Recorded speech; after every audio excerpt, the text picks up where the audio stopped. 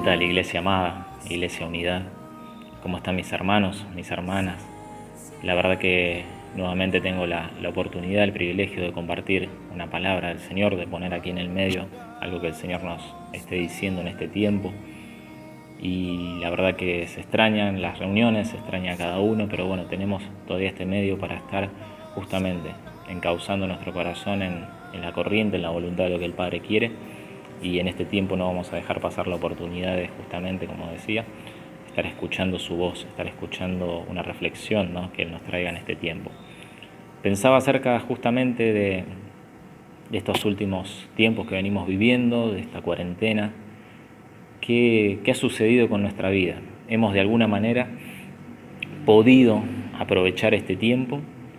¿O más que nada lo hemos, si se puede decir, haciendo un balance rápido, lo hemos desperdiciado? ¿Qué pudiste sacar de bueno en este tiempo de lo que te ha tocado vivir? ¿Qué pudiste en tu vida estar tomando o haciendo que sea de provecho? He escuchado la frase televisiva que dice que no seremos iguales después de este tiempo, o que nada será igual después de este tiempo. Y en verdad como que esto suena bastante alentador, ¿no?, bastante prometedor. Cuando salgamos de este tiempo de cuarentena no vamos a ser los mismos, vamos a ser diferentes. Entonces yo pensaba y decía, bueno, ¿de qué manera vamos a ser diferentes y no vamos a ser los mismos? Y por ahí pensaba de que esto genera aliento, ¿no?, genera una expectativa en las personas. Trata de alguna manera de colaborar, como se puede decir, con el estado de ánimo, de levantar. Me hace acordar mucho, ¿vieron ese tiempo cuando vienen los mundiales de fútbol y aparecen propagandas que te dicen ya se viene el mundial, ya compraste tu pasaje, vas a viajar, te compraste la camiseta, ya tenés el lugar en tu casa, el living, ahí el televisor, te juntás con tus amigos, con tu familia, con tu abuelo, con quién vas a ver el mundial? Y uno como que se va haciendo esa ilusión y dice, bueno, sí, es verdad, este año me compro la camiseta, compro el plasma de 58 pulgadas, lo pongo ahí, no entra, no importa, rompo la pared, lo pongo igual. Y después empieza el mundial, 2 partidos, 3 partidos, y Argentina se quedó afuera. Y te quedaste pagando las cuotas del plasma, del viaje, y decís, sí, estuvo bueno, pero claro, el otro te genera una expectativa, te genera algo de lo que se viene para que compres, para que supuestamente tengas algo mejor, para que adquiriendo eso, viviendo ese momento de fanatismo, de lo que sea, vivas un buen tiempo, ¿no?, vivas algo mejor de lo que estás viviendo ahora. Yo en este tiempo no te quiero traer un mensaje quizás negativo, pero sí para que estemos pensando, sí para que estemos viendo, y por experiencia personal me ha pasado de darme cuenta que a veces estas son frases como vacías, si se puede decir, entendida de que el hombre por sí solo no posee la virtud de mejorar, ¿no?, o de mejorar, si se puede decir. El hombre por sí solo no tiene la capacidad de quizás evolucionar hacia lo bueno por sí solo, por muchas ganas que le ponga o por más que alguien venga y lo aliente a esto. Jeremías 17:9 dice de que el corazón es engañoso, ¿no? ¿Quién lo conocerá? Es como esa voz interna que te habla a veces y te dice, todo va a estar bien, quédate tranquilo, quédate tranquila, no te muevas mucho, espera que va a pasar el tiempo solo y el tiempo todo lo sana. Y ese tipo de cosas no funcionan muchas veces. Ese tipo de cosas son quizás como un opio, una tranquilidad mental que al fin y al cabo te mantiene en el mismo sitio, no te hace ir para ningún lado, ni esforzarte, ni desafiarte por alcanzar algo mejor. Entonces yo decía, ¿cómo vamos a salir de verdad de este tiempo? Y para el cristiano sí tuvo que haber sido un tiempo particular. Yo entiendo de que quizás mucho hemos pasado por algunas necesidades con respecto a esta cuarentena, porque obviamente se frenaron los trabajos, se frenaron proyectos, se frenaron quizás emprendimientos, se cerraron las escuelas, las universidades, no sabemos si es un año ganado, un año perdido. Entonces yo pensaba y decía de que de algún otro modo, o superando estas cosas, tenemos que entender que para el cristiano este tiempo tiene que, aún porque la cuarentena todavía está durando en cierta manera, ser un tiempo de bendición, ser un tiempo para aprovechar y decir, wow, no sabemos cuándo vamos a volver a tener un tiempo así, un tiempo de verdad de ocio, de quedarte en tu casa 24 horas, más allá que dormías, comías, te bañabas, hacías alguna actividad, algún ejercicio, no sé, algo nuevo, estudiabas por internet, no sé, decís, ¿qué hago con este tiempo? ¿Qué estamos haciendo todavía con este tiempo que para algunos todavía están por ahí en cuarentena? Quizás otros ya empezamos a trabajar, estamos haciendo algunas actividades más normales o reducidas.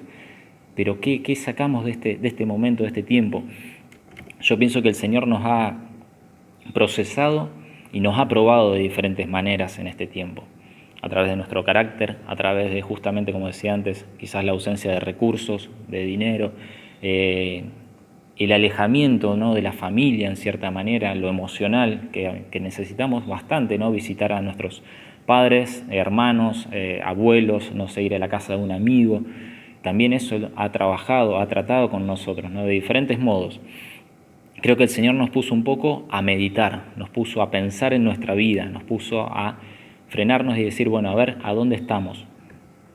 Y algo de lo que yo pensaba era que justamente el cristiano, después de todo esto, tiene que encontrar mejores resultados. Y si lo queremos traducir de alguna manera, podemos decir de que este tiempo no se ha perdido y que vamos a poder encontrar mejores frutos en nosotros después de esto. Y esto es lo que quiero hablar un poco en esta noche acerca de los frutos, ¿sí? Me gustaría que vayas ahí buscando en tu palabra, ahí en la Biblia, en la aplicación que tengas. Vamos a ir al libro de Marcos 11, y vamos a leer un pasaje, ¿no?, para que podamos entender un poco de la relación de Jesús con el tema de los frutos, de lo que está esperando en nosotros. Así que si ya lo tenés ahí, vamos a estar leyéndolo en un momentito. Marcos 11, del 12, vamos a leer al 14 y luego al 20. Y dice así, y refiriéndose a Jesús dice, al día siguiente, cuando salieron de Betania, tuvo hambre. Y viendo de lejos una higuera que tenía hojas, fue a ver si tal vez hallaba en ella algo. Pero cuando llegó a ella, nada halló sino hojas, pues no era tiempo de higos. Entonces Jesús dijo a la higuera, nunca jamás coma nadie fruto de ti, y lo oyeron sus discípulos. El 20 y el 21 dice, y pasando por la mañana, vieron que la higuera se había secado desde las raíces. Entonces Pedro, acercándose, le dijo, Maestro, mira, la higuera que maldijiste se ha secado. Pensaba un poco en esta historia y veía de que Jesús fue a buscar justamente higos a la higuera en un tiempo donde no era propicio para que dé este fruto. Entonces yo pensaba y decía, ¿por qué lo hizo? Investigando un poco, estudiando un poquito más, yendo más en profundidad en algunos comentarios, dice que la higuera se llena de hojas y que da un fruto primario muy chiquito y posteriormente da el fruto final grande, ¿no? Creo que Jesús se acerca buscando ese pequeño fruto, ya que la veía llena de hojas, y no lo encuentra, no lo halla.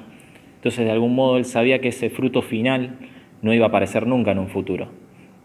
Y sin duda que me daba cuenta de que si los primeros frutos no estaban, es muy difícil que los frutos posteriores nazcan, ¿no?, de algún modo, aparezcan. La higuera sin duda representa a Israel y lo que Jesús esperaba encontrar en ellos. Hoy en día el Señor mira a su iglesia y busca también encontrar frutos, aunque sean esos frutos primarios, ¿no?, que nacen de corazones de adoración, se podría decir, de corazones que honran a Dios, de corazones que están interesados justamente en hacer la voluntad de Dios. Son frutos originarios de esa adoración. Entendía que hay un fruto muy, muy principal que él esperaba encontrar en Israel en ese tiempo,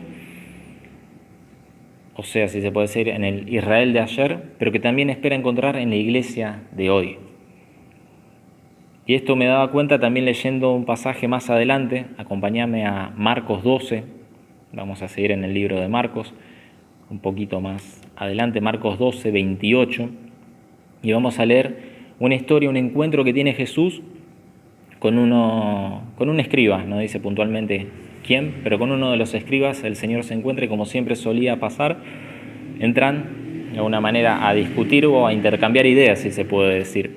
El escriba se acerca y empieza a hablar con el Señor tratando de ver qué iba a responder, y la verdad que la historia marca algo que me dejó pensando justamente, y tiene que ver con un fruto que el Señor esperaba encontrar en Israel, encontrar justamente en los fariseos, en los escribas primeramente, en los sacerdotes, en aquellos que fomentaban la ley, ¿no?, fomentaban el culto a Jehová. Y el pasaje dice así, lee conmigo. Acercándose a uno de los escribas, que lo había oído disputar y sabía que les había respondido bien, le preguntó, ¿cuál es el primer mandamiento de todos? Jesús le respondió, el primer mandamiento de todo es, oye, oh Israel, el Señor, nuestro Dios, el Señor uno es. Y amarás al Señor tu Dios con todo tu corazón, con toda tu alma, con toda tu mente y con todas tus fuerzas. Este es el principal mandamiento. Y el segundo es semejante, amarás a tu prójimo como a ti mismo. No hay otro mandamiento mayor que estos. Entonces el escriba le dijo, bien maestro, verdad has dicho, que uno es Dios y no hay otro fuera de él.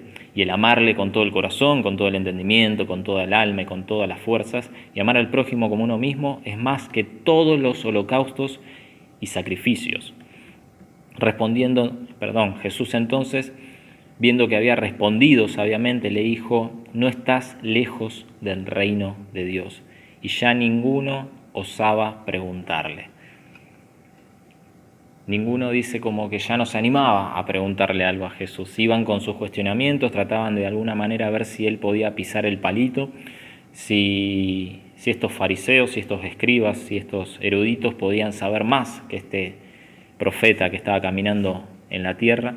Entonces dice que ninguno se atrevió ya a preguntarle mucho más. Y algo que marcaba y yo pensaba es que le dice Jesús, a raíz de cómo él había respondido, le dice, veo que has respondido sabiamente y que no estás lejos del reino de Dios, como que no estás tan lejos del reino de Dios. El Señor destaca una virtud en este escriba diciéndole de que era sabio, pero igualmente es como que eso no le alcanzaba para acceder al reino. Es como que algo ahí en el medio todavía faltaba, quizás alentándolo, ¿no? Diciéndole, no estás tan lejos, todavía no llegaste, pero no estás tan lejos. Sos sabio, se nota que sos entendido, se nota que has estudiado, pero como que esto no te está alcanzando todavía. Y yo trataba de deducir qué era lo que le faltaba a este escriba, ¿no? Como tantos otros en ese tiempo en el pueblo de Israel. De alguna manera lo que le faltaba era justamente la fe en Jesús, la fe en el Mesías, en aquel que justamente estaba disputando, si se puede decir, con él. ¿Para qué? Para poder entrar al reino, para poder acceder a la gracia, ¿no? que le faltaba justamente para la salvación.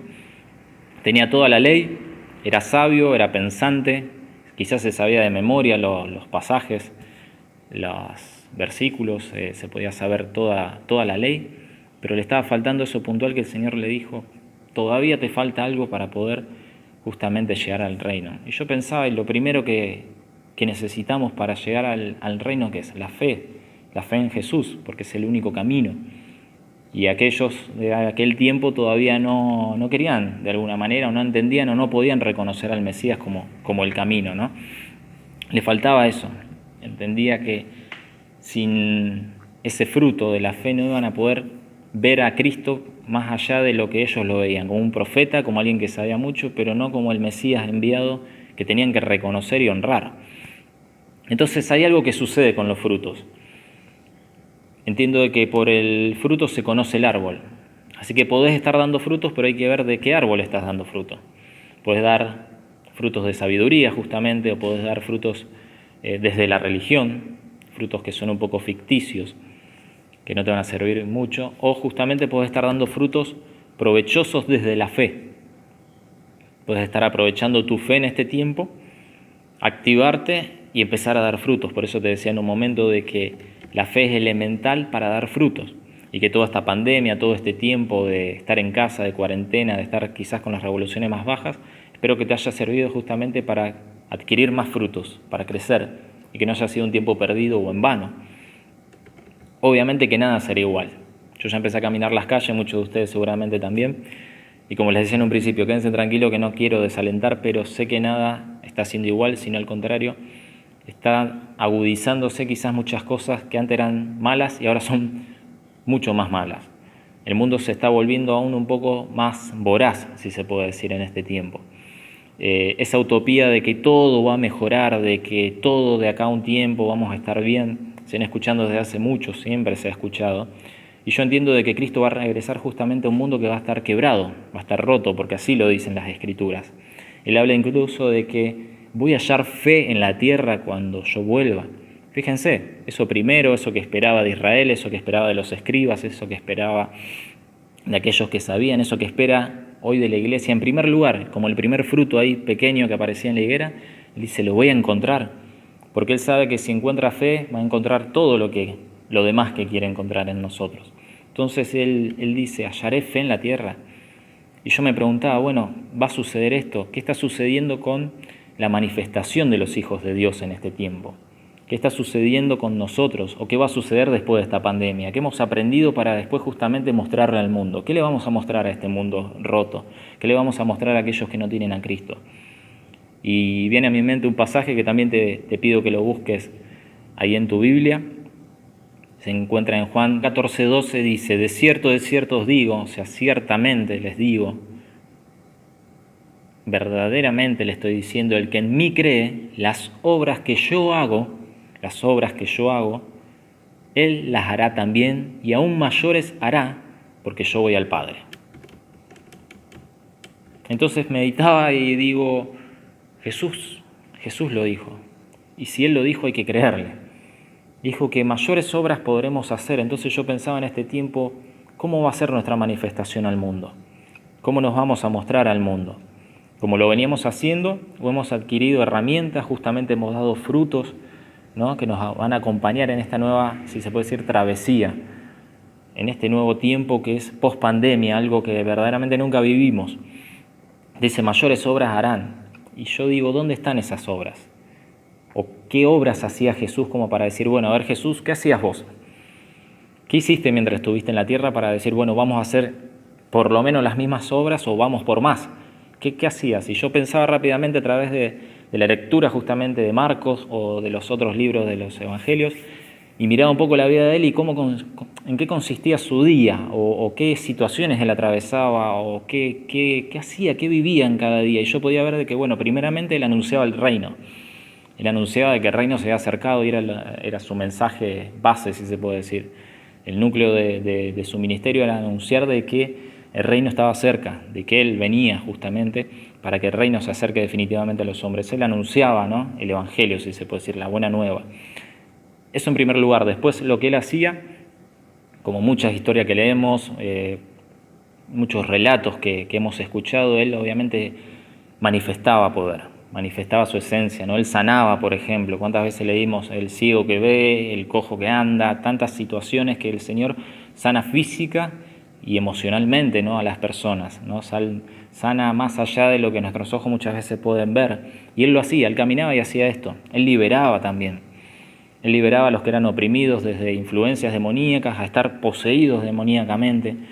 O sea, gente muy trabada, si se puede decir, muy atada con lo que tiene que ver lo espiritual, lo demoníaco, todo aquello que Satanás produce en aquellos que se acercan, ¿no?, con esta intención. El Señor los liberaba, ¿no? El Señor se presentaba y los dejaba libres para que ahora puedan mirarlo a Él y no estén mirando por cualquier otra cosa que los terminaba perjudicando. Ese era Jesús, ¿no? Él saciaba, algo que siempre me gusta ver cómo Él llena vacíos, ¿no? Desde alimentos que Él daba en lo físico a una palabra en donde la gente terminaba entendiendo de que había verdaderamente algo diferente en su hablar, en su andar, que completaba a la gente. Le encantaba escuchar a Jesús, encantaba a la gente poder ver qué decía Jesús porque los completaba. Les daba algo que llenaba un vacío en ellos. Llenaba esa parte que por ahí muchas veces las personas tienen y dicen, me falta algo en la vida, me encantaría encontrar algo que me dé esto o lo otro, y bueno, y Jesús lo producía y eso era buenísimo. Él restauraba vidas, como les decía, a través del poder y de la autoridad. Y podía ver de que el Espíritu era el que le daba poder al Señor para hacer todas estas cosas. Él era el Hijo de Dios, ¿no? El Espíritu mismo, siendo Él mismo Espíritu, tenía poder, pero al mismo tiempo los frutos de todo esto que Él hacía le daban autoridad. Porque muchas veces lo confrontaban y le decían, ¿y vos con qué autoridad haces estas cosas? ¿Por qué decís estas cosas? Y Él simplemente decía que Él manifestaba las obras o venía a hacer lo que el Padre le había encomendado. Y no se hallaba pecado en Él, no se hallaba error, se hallaba alguien que íntegramente seguía y obedecía a su Padre. Entonces eso le da autoridad, ¿no? Y la autoridad servía mucho justamente para que otros vean de que lo que Él decía, lo que Él proclamaba tanto, era verdad, porque lo vivía de primera mano. Y esto es algo para este tiempo. Todo aquello que tanto decimos, todo aquello que hemos recibido a través del Señor, cuando el mundo vea que lo llevamos a cabo, cuando el mundo vea que lo ejecutamos de verdad, y no son palabras que se las lleva el viento o que borramos con el codo, la gente va a empezar a creer que nuestro mensaje es real y que Jesús es real. Y eso es lo que tenemos que fomentar justamente a través de los frutos. Veía a un Jesús que era amor, porque él abrazaba, él entraba a una casa, él se ponía en lugar de aquel que nadie miraba, él tenía misericordia, tenía empatía. Al mismo tiempo era valiente cuando él desafiaba, cuando entró al templo y dio vuelta a las mesas y cuando dijo esto es casa de oración, esto es lugar santo y ustedes lo han hecho cueva de ladrones. Él no tenía problemas en el momento que confrontar, que generar un conflicto, él lo hacía porque sabía que tenía que hacerlo, porque tenía justamente la autoridad. Y ese era Jesús, alguien que amaba, alguien amoroso, alguien misericordioso, alguien piadoso, pero que cuando se tenía que plantar, se plantaba y hacía lo que tenía que hacer. Él no tenía temor al hombre. En una ocasión les dice a Herodes, díganle a esa zorra, y en ese tiempo se entendía que la zorra era como alguien tonto, ¿no? Díganle a ese de que yo sigo trabajando para mi padre, de que no me interesa si me está buscando para matarme o para no sé qué quiere hacer conmigo o verme. Yo vine a hacer lo que mi padre me envió, yo estoy en los asuntos de mi padre. También lo veía como un amigo, ¿no? Como aquel que caminaba con esos 12 y creo que muchas veces los relatos no lo cuentan, pero lo veo como alguien que estaba ahí, simpático, que les preguntaba, che, Pedro, ¿y cómo está tu familia? Che, Pedro, ¿y tu suegra? Juan, ¿vos cómo andás? ¿Qué tal? ¿Cómo están ustedes hoy? ¿Cómo se levantaron? Alguien que camina todos los días. No parecía un ser ahí súper luminoso entre medio de los 12, sino alguien más que caminaba y interactuaba, y ese es un amigo, ¿no? Les preguntaba si podía hacer algo, si necesitaban algo. Ese era Jesús, estaba ahí al lado. Él manifestaba a través de cómo él era los frutos que tenía que manifestar para que los otros crean, ¿no? Lo veía como alguien protector cuando dice que, y ora por los discípulos, cuando dice, yo voy al Padre, pero Padre te pido que no los quites del mundo, sino que le des fe justamente para afrontar al mundo. Él como que se va, pero les dice, yo envío al Espíritu Santo y los va a guiar, quédense tranquilos, no van a estar desprotegidos, yo me tengo que ir, pero no me voy por mucho porque viene el Espíritu Santo, ¿no? Y ya oré al Padre, ya le pedí de que a ustedes no les falle la fe, que la van a necesitar justamente en estos tiempos, ¿no? Y nosotros necesitamos la fe, necesitamos que el Señor nos diga, quédate tranquilo, la fe no te va a faltar, es lo mínimo que necesitas, es el primer fruto que necesitas para afrontar este tiempo. Pero necesito ver que te activas a través de la fe y podés dar los frutos que el mundo necesita ver para creer justamente. Por último, pensaba de que muchas veces nos olvidamos de todo esto, de cómo era Jesús, de lo que Él hacía. Si vamos a destacar un montón de cosas más, no nos va a alcanzar el tiempo. Pero veo que Él no temblaba ante el miedo, Él no temblaba ante quizás una enfermedad, una pandemia, si se puede decir. Él se había un leproso y nadie lo quería tocar y era inmundo y le decían que se vaya lejos porque nadie quería contaminarse. Él no tenía problema en ir y poner la mano porque entendía el poder que radicaba en Él, entendía de que Él podía revertir esa situación. Hoy muchas veces la Iglesia piensa de que este tiempo que estamos viviendo es una desgracia, es una maldición y que es algo superador, nos supera como Iglesia. Y a Jesús nada lo supera, a nosotros no nos supera. Aquel que tiene el Espíritu y aquel que está verdaderamente obedeciendo y buscando del Padre sabe que está por encima de esto. El poder que radicaba en Él radica en nosotros a través de su Espíritu. La autoridad la vamos a adquirir justamente con los frutos, con el mostrarle al mundo de que lo que decimos, lo hacemos. Espero en esta noche que esta palabra resulte de aliento, de que, como te decía en un principio, hayas aprovechado el tiempo de quietud, el tiempo de la cuarentena, el tiempo donde el Señor nos llevó a vernos a nosotros mismos. El Señor espera y dice, hallaré fe en la tierra cuando regrese. Él quiere ver de que aquellos dones, aquellos talentos, aquellas cosas que Él fue dándonos, incluso su Santo Espíritu, haya producido un fin en nosotros. Que puedas encontrarnos después de esta cuarentena con más amor, con mayor gozo, con más paciencia, que nos encuentre verdaderamente con más templanza, siendo más benignos incluso que antes, haciendo morir lo que tiene que morir y haciendo vivir lo que tiene que vivir en nosotros, lo que viene del Padre. Así que en esta noche quería que simplemente podamos hacer una oración y, como siempre decimos, aquello que uno no puede hacer por sus esfuerzos, que a veces trata de alentarse con algunas frases, como decíamos hoy en un principio, dejemos que el Espíritu Santo lo haga en nosotros, pero que tengamos siempre este desafío de querer mejorar. A veces parece que la Iglesia se encuentra muy cómoda como está, en donde está, sin hacer más de lo que hace, Y el Señor nos está llamando a movernos, y nos está llamando a movernos primeramente en nuestro corazón para adquirir mucho más de Él. Como te decía, los frutos son el producto de la fe, el producto de un corazón que adora, el producto de un corazón que está más cerca de Él cada día. Y esto no se puede esconder, y esto verdaderamente brota y se ve. Y los que lo tienen que ver primeramente son aquellos que aún no han recibido la luz, y la tienen que recibir a través de nosotros. El Señor nos dejó con esta tarea, ¿no? Con esta tarea tan esencial de poder llevar adelante el Evangelio. El Señor lo hizo, decía que el reino se estaba acercando.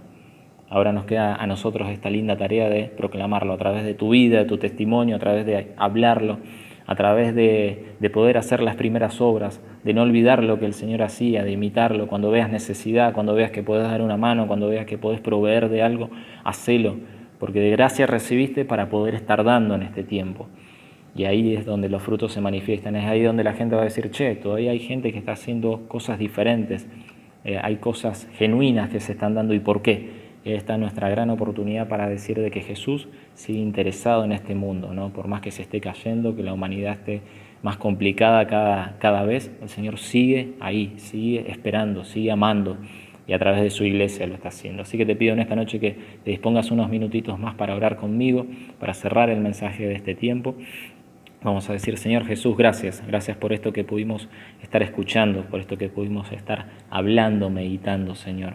Ojalá hayamos aprovechado al máximo este tiempo de cuarentena, este tiempo para mirarte más de cerca, para examinarnos, para definitivamente entender de que cuanto más morimos, más vivimos en ti, Señor. Cuanto más nos dejamos en tus manos para que nos proceses, nos trates, Señor, mejor vamos a salir al día de mañana.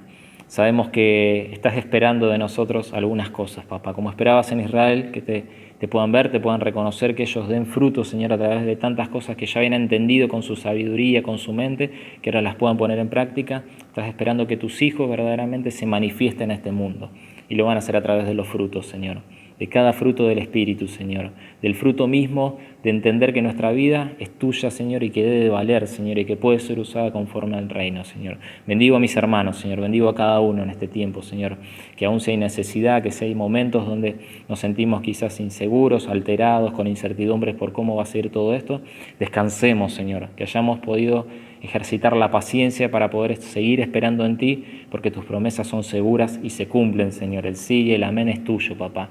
Así que muchísimas gracias por este tiempo, por esto que pudimos compartir, Señor, por esta palabra que trajimos delante nuestro, que viene desde tu corazón, papá, que la podamos aprovechar, que de verdad la podamos llevar a la práctica con la ayuda de tu Santo Espíritu, Señor. Esto necesitamos, amado Santo. En el nombre de Jesús te pedimos por cada una de estas cosas, amado. Mi amada iglesia, hermanos, los bendigo en esta noche, en este tiempo. Que sigan muy bien y nos vemos muy pronto.